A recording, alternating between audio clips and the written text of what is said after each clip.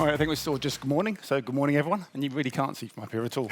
I am very conscious that not only are we between you and lunch, but I'm actually between myself and lunch, which is a really bad place to be. So my name's Ian Dugmore. I'm here from the London Stock Exchange, and I am here to talk about our journey of observability. I've been at Stock Exchange for about 2 years, and I'm here with Chris. Yeah, I'm Chris. I've been with the company in its various forms almost 21 years. I joined Ian's team in July last year, and since then been focusing on Datadog adoption and observability. Okay, so myself and Chris were sitting in the office around last October, and at the time we were talking about the impending DORA regulations. And luckily, with most DORA, most regulatory projects, they come with a bit of budget. So it gave us the opportunity to think about not only solving the DORA regulation issues, but also getting a bit of a better insight into what was going on into our systems. So just to make sure that everyone knows what I've talked about when I'm talking about DORA, I am not talking about DORA the Explorer, although there might be a bit of talk. I'm also not talking about the DevOps research and assessment, which I'm sure most people in this room have heard of. It's caused a huge amount of confusion, both in our organization and I'm sure at other places. But the EU decided they were going to call their regulations the Digital Operational Resilience Act, which is yet another DORA.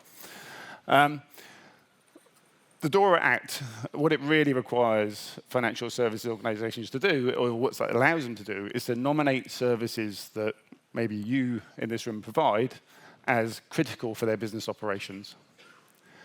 And what that means is if they do declare that, then you, whether you work in financial services or not, can get dragged into the DORA regulations. There are many parts of the DORA regulations, but one of the pieces, and the piece we're going to talk about today, is that it requires organizations to be able to publish an availability number and measure that in a way which can be relied upon externally.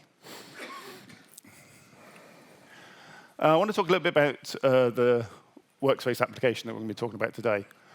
So the first bit you can see on this page here is some information from our marketing team. What they really say is an always open personal ecosystem, so always open, 24/7, nice for them, not so nice for us.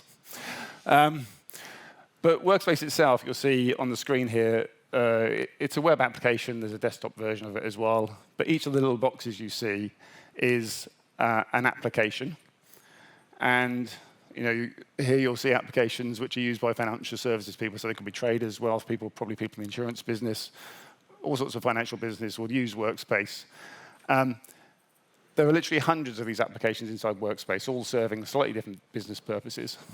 And on the screen here, you'll see applications that have financial exchange data. You'll see equities data. There's news feeds. There's market information. There's thousands and thousands of data feeds behind this application. So all in all, Workspace is a complex ecosystem of applications, back-end services, and I said data feeds.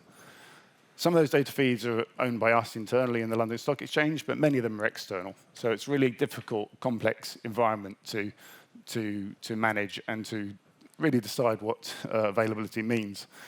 Now, before DORA, the way we were measuring availability was through incidents. And the issue with measuring things through incidents is that a complicated system like this is a bit like the Grand Old Duke of York's men. When it's up, but when it's not, it's halfway up and down. And incidents are really quite binary.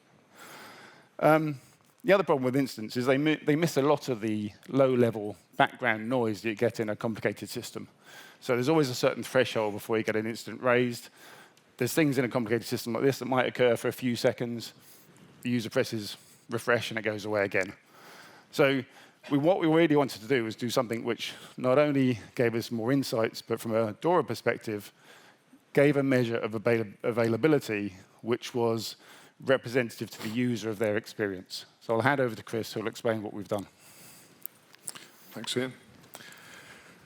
So the question we had in front of us was, how do we measure availability? So I'm going to talk a little bit about the direction of travel we had already, what we had been doing, and why we needed a different approach. This is not our system diagram, but I don't for a moment imagine that anyone here is running a system as simple as this, but it serves a point. Some of us maybe remember running systems this simple. In this context, simply monitoring application infrastructure can be fine because you're never very far away from what the customer experience is. It's a 3-tier web app. If any part of it goes down, the customer pretty much has a problem. You don't typically have the handoffs between teams. You don't have the complexity of not being able to see all the way through the system. There's a couple of reasons why this kind of behavior, I think, continues. One is that those of us who've been around for a while learned this way on simpler systems. But also, in larger organizations, you have to break down responsibilities, and you assign them to teams, to smaller groups. And if those boundaries are silos, then the area of responsibility can look very much like this to a team that's running a single service or application. So they monitor with that perspective, and that's their horizon. They miss the bigger context. So you're not really looking at the customer experience. This is a high-level overview of the workspace ecosystem. And this doesn't really do it justice, because behind here, we've got 4 data centers in 3 continents. We've got 2 different cloud providers with multi-region, multi-availability zone. We have teams owning platform pieces on the left and the right. We have teams owning applications. The lower part of the diagram, which looks smaller, is actually the much larger part, because all of this real-time and historical data and news, that's what we're really selling. Workspace is just the way that customers access it. It's the primary way for humans to interact with this data. So there's a lot going on here, and we have an awful lot of infrastructure monitoring going on. We have the same sea of red problem many people have. And as Ian said, we weren't really catching the customer pain because we were looking at infrastructure. The top part of this diagram, just to give you an idea of size, has over 500 engineers working on it just within the workspace team. Content teams also write apps and publish them there. We also have customers writing apps and publishing them onto that platform. So even within the top half, there's a lot of division of responsibility and handoffs. That vast amount of data, you're going to try and do it by correlation? Well, that's hard. Correlation is hard on something like this. So we needed to find a different way. So the customer doesn't care about our infrastructure. And as Ian said, this halfway up, halfway down problem, we had to provide a number for workspace availability. So our conclusion is, well, the application is the unit of consumption. So we're going to measure those, and we'll aggregate that number. So we were already migrating to Datadog. So we implemented browser synthetic tests. That was our point of detection. Straight away, we started to find that we were seeing things earlier than before. And when the customer called was not the first time that we were hearing about something. So that was good news straight away. I can't see that properly from this angle. I'm going to look down here. The bottom part of this pyramid is all the stuff that we were doing before, all the infrastructure monitoring. That is useful, but in my view, not primarily for detection. So we're now detecting when an app is not available, and all of this other information then becomes very useful if you can search through it and find it and make it available to engineers for their investigation purposes. So I'm not saying that stuff is not useful. It's useful in the right place. I've got down the right-hand side here some of the tools we've been using. So synthetic tests is our primary detection. We turn RUM on everywhere, and not necessarily for the usability cases that have been talked about earlier. Gives us a lot of technical understanding into what's going on behind a problem in a web app, interaction with back-end APIs and services. So it helps with that diagnostic.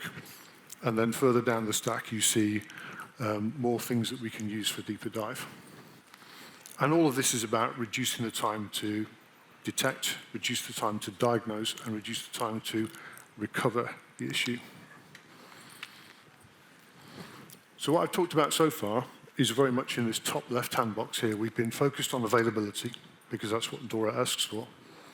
We've been focused on detection, because that's the measure we had to provide. But we were working down the left-hand side of this column here. So we had automated detection. We've been on a manual process where our team were seeing the outages and raising tickets and chasing and engaging with other teams. And that had an impact, which Ian will summarize shortly. That's not scalable. So our path to maturity I've shown across the bottom here. The first 50 apps, we implemented the test, so that's due on behalf of. We had a deadline. We're now moving to the stage of supporting and advising. We have a weekly drop-in, and application teams come to us. We're several months ahead. We've learnt quite a bit, so we're now giving them guidance. Our ultimate goal is to get all the way over to the right, where we've templated, automated, and it becomes built into the onboarding process. When you build an app on the platform, you get your basic monitors, basic dashboards, all as part of that process. And then further across, there's a whole load of other non-functionals. Earlier talk made me remember that I haven't got cost on here. Probably I should do, but that isn't really mapped out as a roadmap yet. So there's an awful lot to do. Different areas to work on, and maturity, automation. Now, back to Ian to thank you. summarize. Yes. So I'll come on to the results in a minute, but first of all, I want to talk about how what we've been doing fits into the wider drive for quality and what I'm calling a holistic quality approach across Workspace. Howard Dodge here says, you cannot inspect quality into a product. I don't quite believe that. It's more of a matter of when and how you do it. So over the last couple of years since I've joined, I've really been driving the bottom half, the bottom pyramid on this diagram, which is classic testing pyramid, so ensuring you've got good, solid unit testing and code quality, security testing, security scanning, component testing, so doing that with mocked-up environments, API testing and UI testing. And as Chris was mentioning, then we've now moved into doing UI synthetics, API synthetics on top of our application logs and our traditional infra observability. Now, the important thing for me is that all of this goes together. It's one big story of how you build and how you inspect quality into your products. And the important thing for me is that the bottom half of this is not dev and the top half prod.